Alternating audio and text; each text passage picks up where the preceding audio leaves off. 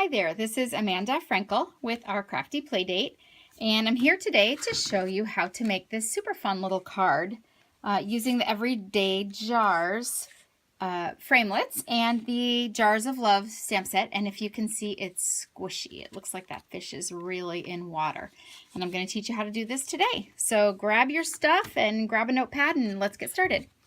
First thing I'm going to do is, this is Tempting Turquoise, and that's going to be our card base.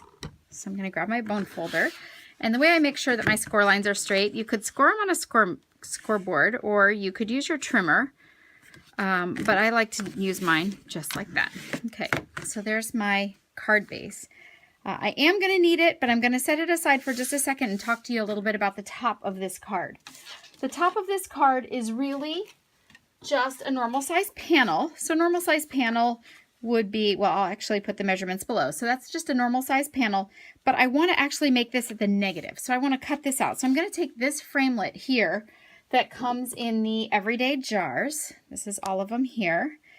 Somebody asked me why I have them numbered. Do I have all my sets numbered? This is actually not a number. This is, well, it is a number, but this isn't a number that I keep record of. This is the number of how many framelits are going to be in this collection, so that at the end of a class or at the end of a crafting time, I can go back and count and make sure that I've got them all, because some of them can be very little. This little guy here, and they pop off and you lose them, and then you would be sad. So I don't want to be sad. Okay, so anyway, I want to use the negative space, and I want to cut this out of my white panel. So through the modern magic of photos here, I actually did it already with the Big Shot. So you can see here's what it looked like, solid. And then I ran it through my Big Shot with that over it and cut it out. And I'm going to hold on to this because how cute is that? And I'm going to be able to make a jar out of it later. But it'll go up there. Okay, so now I have this piece here. Now if I were to put this right on here, it would be solid blue. And that's not what I want either. So I do want to grab a piece of white paper. This little piece of white paper is, I think, 2.5 by 2.5. You know, I'll tell you how I'm going to know. I'm going to bring in a piece of grid paper. This is our new fancy Paper Pumpkin grid paper. If you don't know what Paper Pumpkin is, I will put my Paper Pumpkin website on the screen here and you'll be able to see it. It is so cute. It's a monthly kit that comes to you. But anyway, back to grid paper. Okay, so this piece is a 2.5-inch square, and it's not, you don't need to worry about it exactly being 2.5 inches because it's really not going to show. The only thing you need to worry about is, will it fit behind there without being able to see any blue at all? See that? So that's what you need to do. All right, so the first thing I'm going to do is I'm just going to lay this on here. I'm not actually sticking anything down. And then now I'm going to stick this panel under here and make sure that I can't see any blue. Okay, then I'm going to put my finger on it and just lift this off. And does it matter that it's crooked? No, it really doesn't.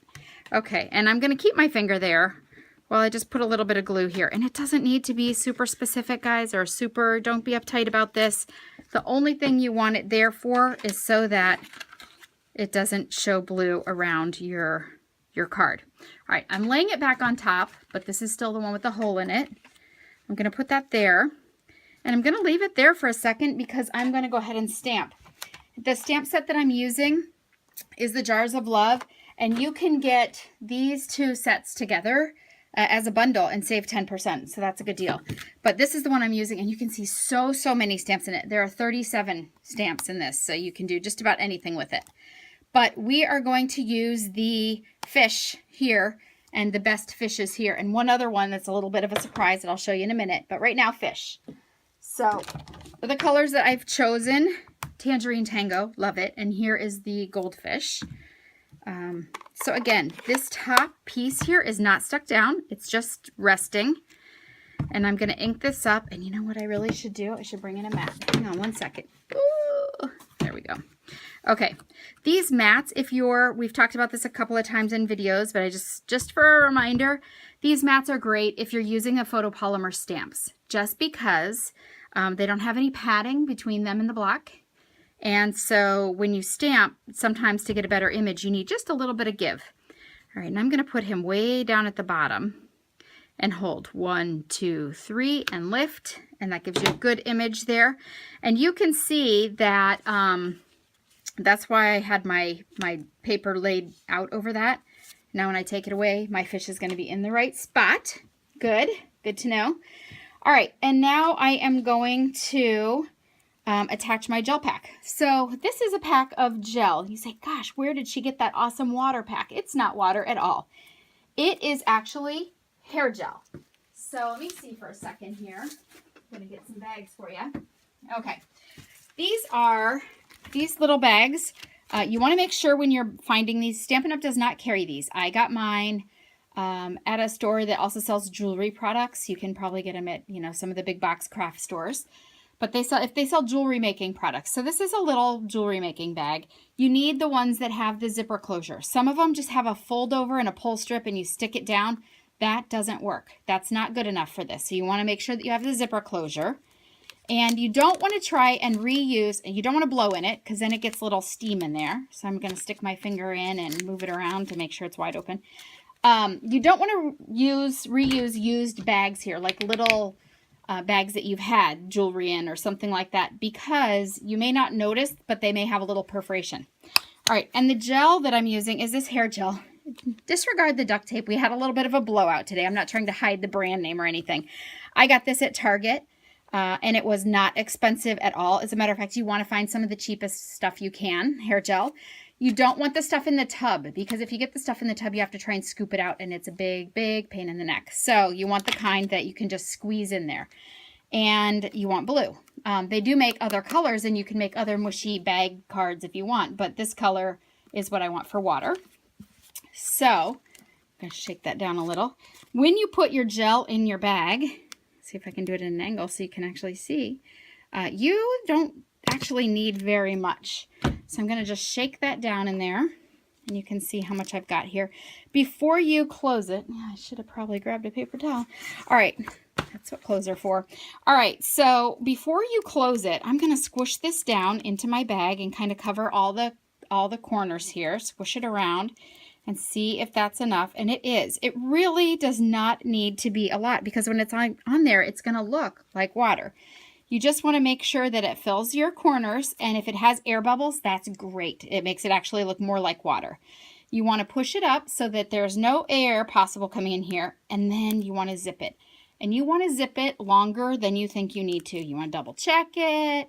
You want to wipe this off and not have any. Wipe those also on the pants, or I could be styling right now. I could style my hair. All right, so just tighten that up. Make sure it's really firmly tightened so it's not leaking. And we're good. This piece is glued on. Remember, we stuck our hand in there and glued it. I'm going to move this out of the way for just a second. We're going to need it again. But right now I'm going to lay this out. All right, so I'm going to bring this back in here, lay my gel piece on there. Lay my gel piece on there, and then I'm going to put this back on. And I want to make sure that the end of the bag is not showing here and that the zipper part is not showing up here. So this size bag, and I don't know what it is, but it's okay, it's about 2.5 square, not including the zipper, so 2.5 square. So that works pretty well. It looks like it fits really well right there, so I'm going to casually lift that off. And then I am going to take, well, I would have taken had I been able to find it. Hold on one second. I'm going to scoot over here. Sorry, we did this in a class today, and so my supplies are all over. All right, thanks for bearing with me. All right, so now I know that that works. I'm going to put the double-sided tear and tape on here. This tear and tape is awesome. There's a funny story that goes with this about my car, a piece of my car that broke off on a long car trip, and I didn't have anything to fix it. It was the middle of the night, and it was just a piece of trim, but it was dragging and making noise, and I hate random little noises like that. So in the middle of the night, I jumped out of the car with my husband. He said, oh no, now we have to put up with it. We can't figure out how to make that noise stop. And yeah, we can. I had craft tape with me, and I stuck it on and held the trim on with it, and it stayed for almost exactly 1 year. That was the beginning of last fall, and it is almost July, and it just popped loose and made another noise. So that sticky tape lasted through a Chicago winter. All right, so you see how that kind of works there. I'm covering everything up. Looks good, and I'm going to push through there, and it's stuck down, okay? And the bag does not show. Perfect. Okay, now let's just slide this out of the way for 1 second and work on our little banner here. Our banner is this new punch. Maybe Banner Duo Punch, I don't know. I will actually look up the name and put it down there for you. I want a piece of the white here. That is for this part here, but I want it to look like it's got a little color shadow behind it that's watery. So I'm going to do another turquoise piece there. And so now I've got the two of them. And I'm going to now stamp my Best Fishes stamp on there. So this is Best Fishes. It was in that same set, conveniently with a fish. The great thing about photopolymer is I can do it by just looking through the block right at the banner. So I can punch first. Normally you would want to stamp and then punch, but with the photopolymer, it doesn't matter. All right, so Best Fishes is good. And how did I get these little watermarks? They look like little splashes. Actually, it is part of a 2 or 3 or 4 step flower that goes with these here. It's this one up here that you would do. You would stamp inside the flower to give it a little dimension. I used it as a splash because I thought it looked like a little splash mark. So I'm using Tempting Turquoise. And it is the same ink color that I used for the card base. So I'm going to put a little splash here. Ooh. Oh, let's see how it worked. It's a mystery. Yay. Okay. And I'm going to turn it, rotate it around so that it looks like the Best Fishes is what's causing the splash here. Good. All right. And now I am going to close this up so I don't make a mess and stick my hand in it, because those of you who've had classes have seen that. All right. And now this piece gets popped on here, and I am going to use dimensionals. But guys, because this is thin and curved, if I use a whole dimensional, what happens is it shows. So I'm just going to cut 2 little halfsies off the edges, and I don't let any of it go to waste. So I'm going to stick 2 of those on there. Awesome possum. And there is our little banner. Good. Okay, so this still is not glued on top, but that's because I want to tie this. Oh, geesh. What was I thinking? All right, let's try that again. Okay. All right, put the glasses on, Amanda. All right, so now we are going to do our little bow. Let me get the stuff for the bow. Sorry, folks. Thought I had it all next to me. Okay. If you don't have one of these fancy dancy bow makers, I have a customer whose husband makes them for me. And I do have a video. One of the videos in my page there shows how to use them, but I'm going to do it kind of fast because I want a double bow here. 1, 2. I'm going to pull out a little bit more. Let's do it again because I want a little more slack. 1, 2. Between the legs, over the top to the back. This should look flat. It does, so it's going to be a good bow. I'm going to tie in a knot and pull straight away from the ears. Good. Good, that works. And then I'm going to give myself a little slack here. Slide that off and pull that out. And that has made a double bow. So once I get it attached, I can kind of separate these 2 little pieces there, and it'll be puffier. And I'm just going to Scotch tape that right on the back of this card like this. I'm running out of time here, guys, but I'm going to see what I can do to get it done in time for you. This piece up here is also a little framelit that is in that set, and I did actually cut it out for you too, and I may not stick it on right now because I want to finish up, but you will see it cut out here, and it's just one of the framelits. All right, so now it's ready to stick on here. I am going to be using the new these are new adhesive strips, and they're great for shaker cards, but of course I'm using mine for this. They are a little thicker than dimensionals, so it gives me a little more height. And I'm going to want that extra height here so that it doesn't crush down against my hair gel card.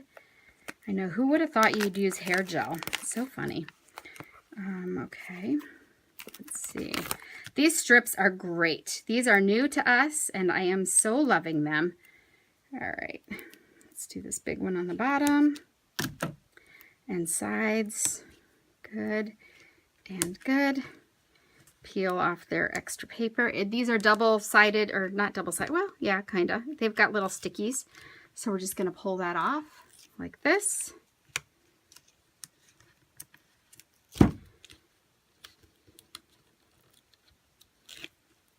And I'm going to stick that over it, right like that. A little dot of glue here.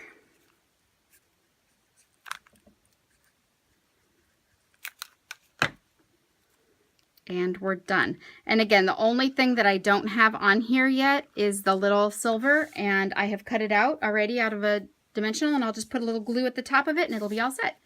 Thanks for stopping by. I hope you enjoyed this card. Thank you.